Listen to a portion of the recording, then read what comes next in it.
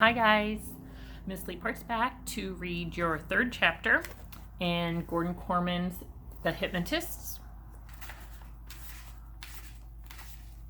Okay. Oh, went past it. There we go. I'm not using bookmarks because I'm kind of just reading a chapter a day, so kind of know where we're at. I'm going to be really close because it makes it easier for me to read. The Bentley was a sleek, fast, high-performance machine, but in Manhattan afternoon traffic, it didn't make much difference. It was a few days after the Gotham League Championship, and Ashton Opus was gridlocked at 28th Street. He leaned on the horn, more of a release of tension than anything else. The driver in front of him couldn't move, neither could the driver in front of her, and so on through the gridlock. Didn't anybody understand that he had to get to his son? Many frustrating blocks later, he pulled up in front of the medical building just as his wife Monica came hurrying out of the subway station. "Have you heard anything more?" she panted, breathless from running. "I just got here myself." Leaving the Bentley parked illegally, Jax's parents rushed to the complex. Mr. Opus wasn't concerned that the car would be ticketed or towed. A $300,000 vehicle commanded a lot of respect. It probably belonged to someone with clout in this town, and people with clout didn't pay tickets. As it happened, Jax's father had very little clout. He just happened to be the sales manager at a Bentley dealership. "I can't believe it," his wife whispered as they rode the elevator to the 14th floor. "Why would Jax misbehave at a doctor's appointment? I don't even understand what he's supposed to have done." When they reached the... Well, boys and girls, remember how I talked about how even adults don't always know words? This is a specific type of doctor.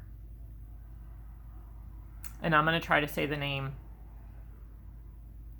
And I don't know how. Ophthalmologist. I'm sure that they will kind of explain what kind of doctor that is. I could Google it, but my phone is what's recording. So, that's the doctor's office they came to. They found the waiting room empty except for their son, who was in the company of a building security agent. The practice was closed until further notice, and Dr. Palma had been escorted home. "It wasn't my fault, Mom," Jax defended himself. "It was the doctor. He went ape on me. I didn't do anything. Honest."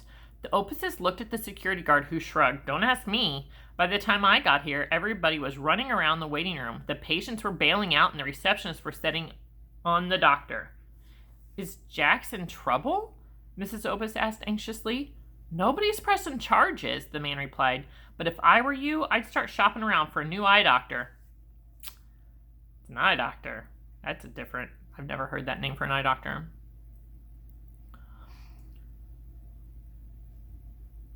"They just told me to wait with the kid until the parents showed up. That's you, right?" The Opuses made short work of hustling their son out of the building and into a nearby coffee shop. Over the steaming hot chocolate, Jax tried to explain the events of the afternoon. "He was looking into my eyes with that blue light, and suddenly he just froze. I mean, for a long time. So I said I had homework. Would he mind hurrying it up? I wasn't being rude. I even said please. But he went nuts, running around the room like a crazy man, knocking things over. When he came at me with those eye drops, I got scared and yelled, 'Leave me alone.' Well, that's when he totally lost it. He wouldn't let anybody near me. Every time one of his nurses came into the exam room, he tackled her. That's when they called security." He glanced at his parents, and his eyes began to fade from purple to golden blue. "I guess he just snapped." Mr. Opus scratched his head. "I suppose no one could hold you responsible for someone else's nervous breakdown." Mrs. Opus put a hand on her son's shoulders. "Honey, I'm sorry you had to go through this." "Why did I have to go to an eye doctor anyway?" Jax complained. "I see just fine."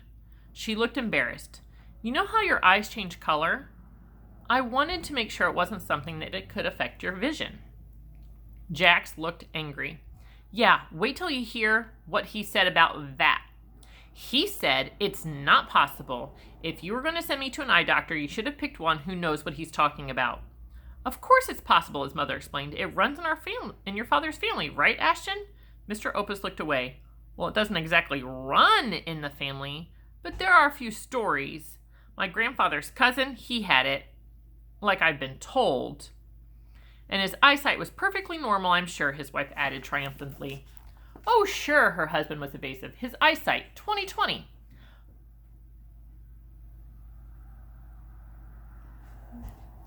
But, Jax prompted, sensing there was something more. Well, what do I know? Mr. Opus told him. I never even met the guy. He died when I was a baby. It's just stupid family gossip, so the old ladies had something to whisper about. Now let's go home. Not until you tell me the so-called gossip, Jax insisted. It's nothing. They said he was crazy. Jax turned pale.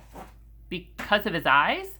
Of course not, exclaimed his mother. We're sorry we brought any of this up. Why would you think such a thing? Well, Jax admitted, I've been having some problems lately.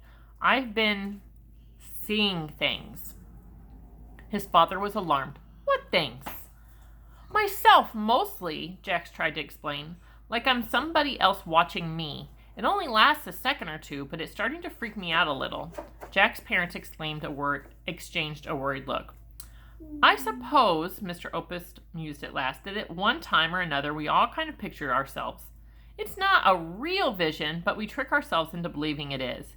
Jack shook his head. I don't think so, Dad. I was hoping it would stop, but it keeps coming back. It's happened today in the doctor's office, right before Palma lost it. Don't worry, Mrs. Opus said. She was a chiropractor and believed there was a medical professional somewhere who could cure anything. We'll get to the bottom of this. Chapter 3 was a little shorter than the other chapters that we read so far. So far, Jack's Opus, we know that his eyes change color. We know that he keeps seeing visions of himself kind of from the perspective of someone else. And that when that happens, something weird usually goes on. So like the first time, the bus driver kind of lost their mind. The second time was the basketball game with the other player. And so far, the third time is at the eye doctor when he saw himself and then the eye doctor lost it. So, and now we have confirmation in the book that there's rumors of Jax's great uncle of having eye-changing color things going on and family history saying that maybe he's crazy. So, maybe write down what you think is actually happening. I mean, if you have access to Google Hypnotists, see what it says. Maybe it'll give you some insight on what we're expecting in this book. It's been nice talking with you guys. I hope you're enjoying the book. Can't wait to see you guys back at school. If we don't finish this before school, then I will continue it when we get back to school. Bye, guys.